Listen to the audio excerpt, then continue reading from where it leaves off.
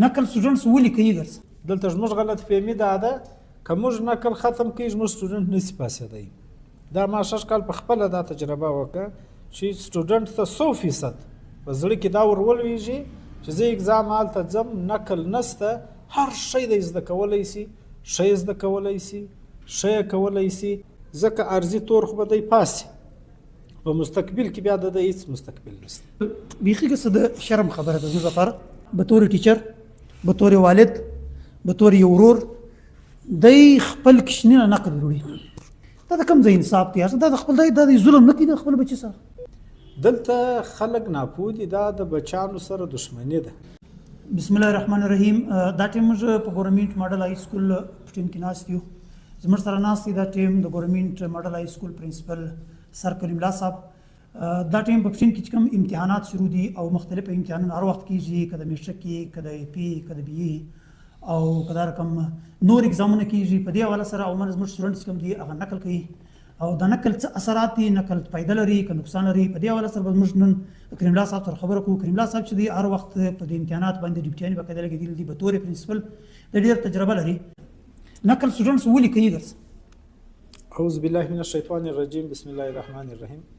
تر ټولو د مخه محمد نبی صاحب ستا شکریا ده کوو. ډېرې هم مسلې خواته دي د خلکو دیان راواړوئ. ظاهره ده د نقل خو تاوان دی، ګټه خو بالکل زما په خیال د نقل ګټه نشته.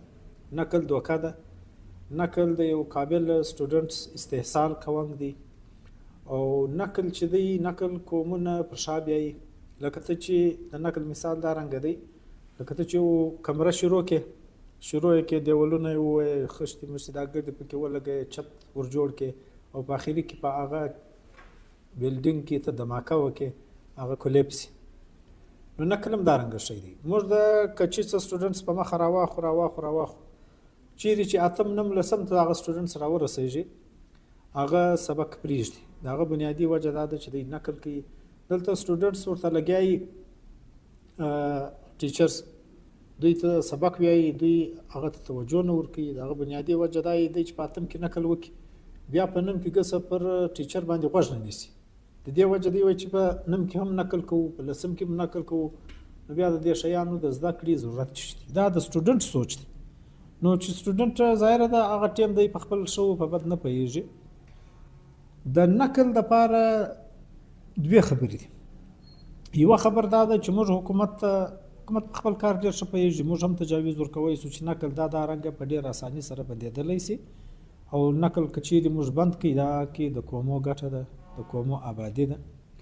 دویم ظاهره ده دلته چې زموږ فلحال حکومتي سیستم دا رنګه روان دی چې د خلکو توقعات ډېر جن کم دي. اوس که موږ هغه تجاویز کښېږدو کیدای سي بالا حکام پر هغه باندې عمل ونه کړي. دویم د نقل څخه د خلاصېدو حل دا دی لکه 6 کال په ماډل های سکول پشین کې چې د اتم امتحان وو، نو دلته سینټر ولو زموږ په سکول کې سپرډنټ زه اخیستی وم. د هغه سره بیا نور نګرانان لګېدلي وو، هغه بیا د نورو سکولو څه هغه پروفیشنل خلک وو. نو زه راولاړ سوم د ماډل های سکول پشین په دې کې 4-5 سکول وو، پرایویټ هم ول، نور سرکاري سکولونه هم ول. ما دا یو کار 6 کال وکړي. ما د ماډل های سکول پشین تقریبا 90 سټوډنټس دا ما د حاله راویستل، جلا مې کښېنول او خپل عمله مې پر ولګول. د ماډل سکول خپل عمله مې پر ولګول او وچ کلک مې لیک ورته کش که ما ورته یو توری نقل به د ماډل سکول سټوډنټ ته قطعا په هېڅ قیمت نه ور پرېږدئ. نو 6 کال دا امتحان شروع و، ما له پیرنټس راغلو، ما ته وایي کلیم الله صاحب تا دا زموږ په کوچنیانو کوم جادو کړی دی. ما ویل ولې خیر؟ ول کوچنیان تر 12 بجو پورې ناست دي، مطالعه کوي، سبقان وایي، موږ یې ورته وایي پرېوځه، دوی نه پرېوځي. ځینې دا رنګه خبرې ما له راشدوسي ما وایي دا خو ډېرې ښه خبرې دي. د دې بنیادي وجه دا ده چې موږ پر کوچنیانو باندې دلته په اتم کې نقل بند کړی دی. نو کوم ټیم چې موږ اتم امتحان پوره کوي بیا د اتم ریزلټ موږ ته راغلی، ته یقین وکړه چې په ماډل های سکول پشین کې صرف 3 سټوډنټ فیل شو. په هغه 3 سټوډنټس کې هغه 3 داسې سټوډنټس په اخري شپو کې ما داخلي واستوي، دوی ډېر وخت څخه غیر حاضر و، بیا ما پروا نه لري د دوی په تعلیمي سلسله چې د هغه نه رکاویږي داخلي ما واستوي هغه درې سټوډنټس فیل وو د هغه په هاخوا دا ګډ سټوډنټس په خپل مهنت باندې پاس وو. دلته زموږ غلط فهمي دا ده که موږ نقل ختم کړي زموږ سټوډنټ نشي پاسېدی. دا ما شش کال په خپله دا تجربه وکړه چې سټوډنټ ته 100% په زړه کې دا ور ولویږي چې زه اګزام هلته ځم نقل نسته هر شی دی زده کولی سي ښه یې زده کولی سي ښه یې کولی سي.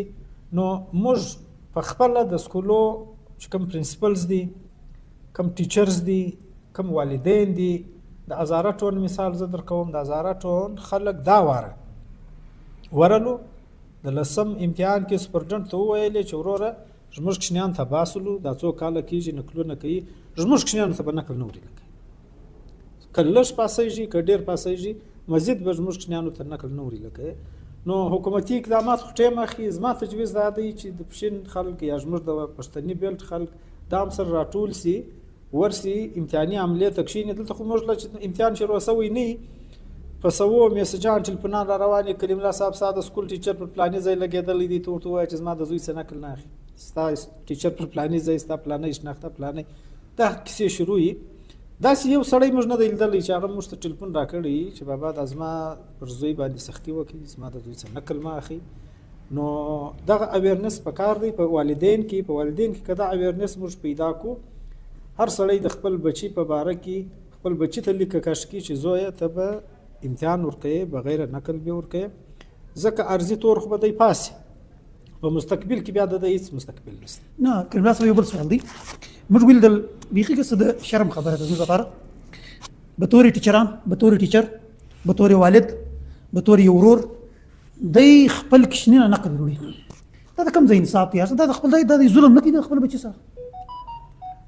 محمد نبی صاحب زما څه اوس هم په پښین کې د یو ټیچر پر دې شي سلام بند دی زه حاله ورلم دی خپل زوی ته سوالونه ورکوم ما ورته وروره ته مهرباني وکړه د حاله ووځه د ویل به زه نه وځم هلته به خامخا وځم دا د 6 کال مجلس پر دې ما سمال به دلته خلک ناپوه دي دا د بچانو سره دښمني ده دا دوی د خپلو بچانو سره دښمني کوي او ته یقین وکړه چې کوم ټیچر سټوډنټ ته نقل ورکړی کم پیرنټ خپل سټوډنټ خپل زوی فیسیلیټیټ کړي په نقل کې داسې وخت ضرور راځي چې ستا پر عمر راسي زما پر عمر راسي بیا چې دی سوچ وکړي بیا دی د دې خلکو د ده په زړه کې بیا هېڅ عزت نه پاتېږي که د ده پلار وي که مشر ورور وي ټیچر وي چې یاره زه خو نه پوهېدم دا ټیچر دا پلار دا ورور دا خو د ما سره بد وکړو هغه ټیم چې زما د سبق و زما د محنت و زه پر مخ تللی سوی دوی زه په نقل امخته کړم زه یې د پرمختګ څه رکاو کړم.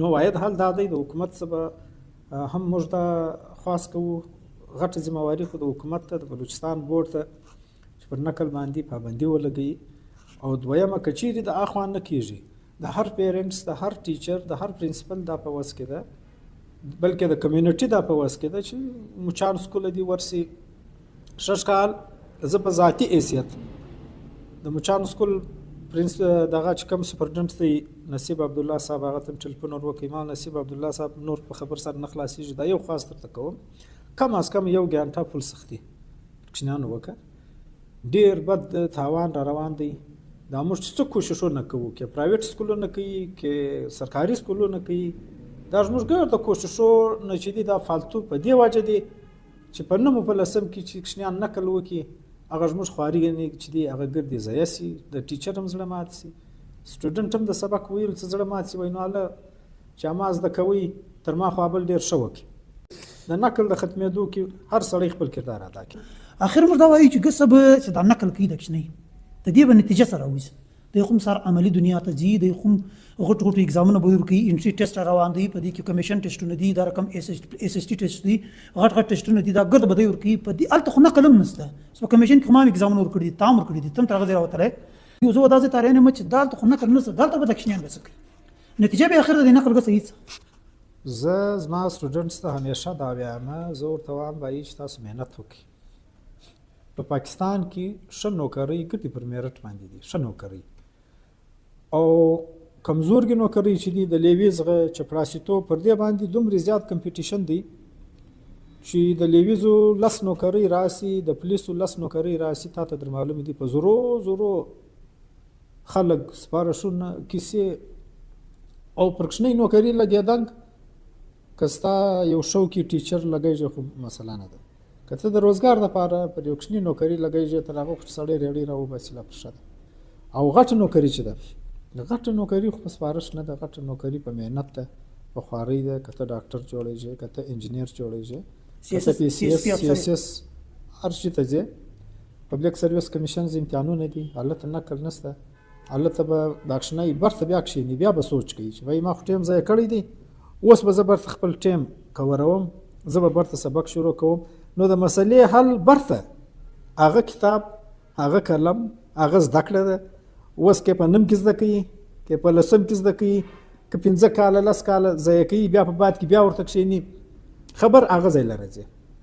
اشکال سما د SST امتحان ورکوئ. ما چې ورته وکتل د کلاس 1 څخه ونیسي بیا تر BA لیوله پورې په کمیشن کې هغه سوالات راغلي وو چې هغه ګرده موږ په سکول کې ویلي وو. دا چې کوم اګزامونه اخیستل کېږي د SST د CSS د غټ اګزامونه، په دې کې د سکول چې کوم نصاب دی د دې څو کردار دی؟ یاره زه خو دا وایم چې 90% دی. یعنی 90% د ستا د سکول نصاب د 14مه پورې ستا ویلي تر 10مه پورې هغه راپکې. اوس انګریزي تر 10مه پورې ګرده ټینسز، ګرده ګرامر، ګرده اکټیو وایس، پیسیو وایس، ګرده ډایرکټ انډایرکټ، یعنی هر هغه شی. اوس خو د پرایمري د انګریزي په کورس کې د ګرامر هغه شیان یې ورچولي دي چې پخوا به دا خلک په BA په ME کې ویل، یعنی هغه دی شیان دي چې کوچنیان زده کوی سي چې سم ورته وویل سي. نو رایټینګ سکل باندې زه زما ټیچرس ته او ګرده ټیچرانو ته دا خواست کوم، خاص کر د اردو رایټینګ سکل، د انګریزي پر رایټینګ سکل دی د کوچنیانو خاص توجه ورکړي، ځکه دا د دوی د مخ دپاره چې دی دا د دوی په ګټه تمامیږي. او دا شی چې دی که دی 12 شپه 14 پاس کې دا یو دم بیا نه امپروو کېږي، دا یو سلو پروسس دی، د وخت سره سوکه سوکه. ریډینګ رایټینګ چې دی لکه په ریډینګ باندې د زموږ چې کوم کار دی د لایبریری ده، د ریډینګ سره سره د ریډینګ سره سره تر ګورده بیا اهم شی رایټینګ کار دا ده چې رایټینګ هم شروع شي. لکه تا چې یو سړی هر څو علم ولري نو دا دی که نه کې خور دا د ده سره قبر ته ځي که نه. نو دارنګه اوس یو سړی چې ریډینګ کوي او د هغه رایټینګ سکل نه وي، ظاهره ده د هغه ریډینګ فالتو روان دی، نو هغه په داسې صورت کې هم دی سمبالولی شي چې دی بکس ولیکي، دی ارټیکلز ولیکي، دی نور شیان ولیکي، هغه د علم چې دی هغه په یو صورت نه یو صورت کې را روان نسل ته پاتې شي. کریم الله صاحب یو جهان مننه د وخت راکولو. دا کریم الله صاحب ګورنمنټ ماډل های سکول پرنسپل د نقل په حواله سره د مشتنن خپل تجربات پیش کړي. واقعي نقل چې دی ډېر غټ ناسور دی، ډېر غټ هغه دی. زه پر دې باندې خپله تجزیه نه کوم. کریم الله صاحب تر ما تجربه کار دی، تر ما پر دې کار پوه دی. کریم الله صاحب چې څه خبرې وکړې باید چې موږ په کریم الله صاحب خبره باندې یو ور نه دا ویډیو یو ور نه 2-3 واره وګورو چې دا سړي دا خبرې وکړې د په کم سینس کې وکړې، ولې وکړې، دا زموږ د کام د فایدې خبرې وکړې. باید چې موږ پر دې باندې غور فکر وکړو، سوچ وکړو، بلکې ودې ته کښېنو. موږ خپل بچان عالم خواري پکار وو، په 1000 روپۍ ورکوو، کې پرایویټ لاس وو، کې سرکاري لاس وو، لیکن برته چې د نتیجې وار راشي بیا برته موږ نقل ورسوو او د نقل نتیجه نن دا راووتله چې ستا کوچنی بسار د کمیشن د د CSS د هر څه څه به معلوموي. یعنې ته دا سوچ مو چې نن ستا بچی چې کوم دی هغه نقل تا ورکړي، تا خو پښتو نمبرو کې پاس کړي، پر فیسبوک دې هم ورکړي، لیکن دا شی یاد ولره چې په مستقبل کې چې دی سار غټ امتحان ته پور کوي، انټري ټیسټ پور کوي د ډاکټرۍ دپاره، یا CSS پکې یا د کمیشن امتحان یا SST یا هر ټیسټ چې پور کوي، هلته به د نتیجه راوځي، هلته نقل نه چلیږي، هلته عقل چلیږي. نو که عقل غواړې، که د زوی سره نتیجه غواړې، اوس به نقل پر بندوې. یو جان مننه کریم الله صاحب انشاءالله د په دې حواله سره د نقل په حواله سره د نورو اساتذو سره د نورو ټرینرانو سره موږ ملاقاتونه کوو. تاسو ته به دا ویډیو نور وړاندې کوو. یو جهان مننه د خدای په امان.